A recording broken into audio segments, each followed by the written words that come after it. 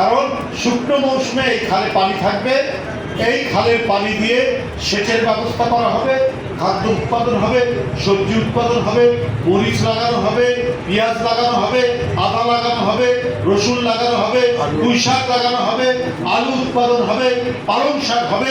মানুষ যাতে ন্যূনতম পুষ্টি সাধিত হয় এই ব্যবস্থাটা তিনি করেছেন। আর কি করেছেন? পুষ্টির জন্য ওই খালের পানিতে মাছ চাষের কাজ।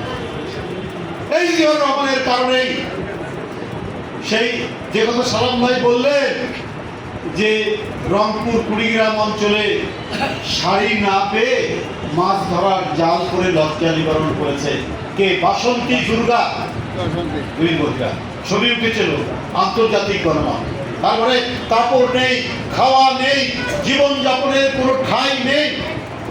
এই পরিস্থিতি ছিল ৭২ থেকে ৭৫।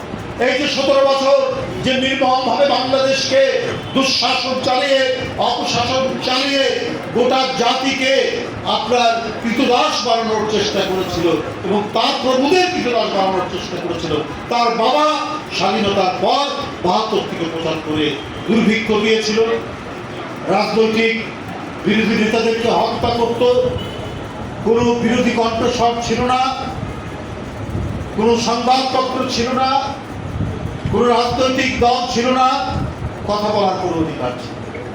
আবার যদি অনেকে এই যে পতন হলো, সেটা এদের রক্তের মধ্যে হচ্ছে গণতন্ত্র হত্যা এবং একদলীয় কর্তৃত্ববাদ। এদের রক্তের মধ্যে, ব্লাডের মধ্যে। এরা ভুলিয়ে ভালিয়ে যখন বিরোধী দল থাকে, বাইরে থাকে, কথা বলার চেষ্টা করে, মিথ্যা কথা বলার চেষ্টা করে। তার বাবা কিন্তু 1970 সালে নির্বাচনের আগে বলেছিল আমরা 4 আনা কেজি চাল খাওয়াবো, সেই আমাদের তুলনায় আমরা 6 আনা কেজি আটা খাওয়াবো, আমরা 6 আনা কেজি সর্ষের তেল দিব। কিন্তু তার পরিণাম দেখেছে, মানুষ আম গাছের পাতা চিবিয়ে খেয়েছে, মানুষ কলা গাছের পাতা চিবিয়ে খেয়েছে, তাদের শাসন জীবন ধারণ করেছে।